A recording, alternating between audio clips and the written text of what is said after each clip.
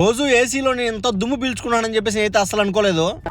Van లో వచ్చేసి ఈ రోజు ఫిల్టర్ అయితే క్లీన్ చేయించిన. చూడండి మట్టి ఎంత వస్తుందో. వచ్చేసి నేను డ్రైవర్ గా ఉన్నప్పుడు ప్రతిసారి ఆయిల్ మార్పించేటప్పుడు క్లీన్ చేసుకుంటా, కానీ వేరే డ్రైవర్లు ఎక్కడం వల్ల ఇదైతే క్లీన్ చేయలేదు. ఇది వచ్చేసి బయట డస్ట్ ని మంచిగా ప్యూరిఫై చేసి మనకి ఏసీలో అయితే ఇస్తుంది. మన డాష్ బోర్డ్ అయితే ఉంటది ఫ్రంట్ సైడ్, ఇది సైడ్ డాష్ బోర్డ్ లో ఇక్కడ కింద అయితే ఉంటుంది. ఒకసారైనా క్లీన్ చేసుకుంటే అక్కడ ఉన్న మట్టి మొత్తం వెళ్ళి మంచిగా గాలిస్తుంది మనకైతే. నాకు డస్ట్ ఎలర్జీ ఉందని చెప్పినా కదా, అదో దీని వల్ల అని చెప్పేసి ఏసీ ఎక్కిన బండి తోలినామంటే సత్సాం కోయట్లో. నీకు తోడు నేను ఇండియాకి పోయే లోపల ఈ డాష్ బోర్డ్ లాక్ అయితే పోగొట్టేసినారు. డైరెక్ట్ షోరూమ్ దగ్గరికి అయితే వెళ్ళి అడిగాను ఎంత అవుతుందని. జస్ట్ సింపుల్ గా 40 దినాలు అయితే చెప్పినాడు. 2 చేతులు జోబులో పెట్టుకుని సక్కాదు కొని వచ్చిన. బయట 50 డిగ్రీలు ఎండ కాస్తా ఉంటే రోజు చూడండి వ్యాన్ కిందకి వెళ్ళేసి ఆయిల్ అయితే చేంజ్ చేస్తున్నాడు. కరెక్ట్ గా నడినెత్తినైతే ఉన్నాడు సూర్యుడు. చాలా సార్లు అనిపించేది ఏంటంటే మెకానిక్ పని అంటే చాలా కష్టం. ప్రతి ఒక్క మెకానిక్ సెల్యూట్. అసలు పక్కనే సైంటిస్ట్ కూడా తయారు చేయలేరు అటువంటి ఎయిర్ కూలర్ అనేది పెట్టినారు. చూడండి ఎలా ఉండదో. ఫ్లైట్ కు వచ్చేసి సైడ్ రెక్క దగ్గర ఉండదు కదా ఫ్యాన్, అలా ఉండదు. ఎండకి మంచి క్రియేటివిటీ అయితే పెట్టినారు. బయట అయితే కింద చిన్న డబ్బు పెట్టేసి దాంట్లో పైప్ అయితే వేసేసినారు. నల్లగా వాటర్ అయితే కొడుతుంది మొహానికి. వీడియో చూస్తారు కానీ సబ్స్క్రైబ్ అయితే చేయట్లేదు. సబ్స్క్రైబ్ అయితే ఖచ్చితంగా చేసుకుని వెళ్ళండి. ఇన్స్టాగ్రామ్ లో చూసే వాళ్ళు ఫాలో చేసి లైక్ కూడా మర్చిపోవద్దు.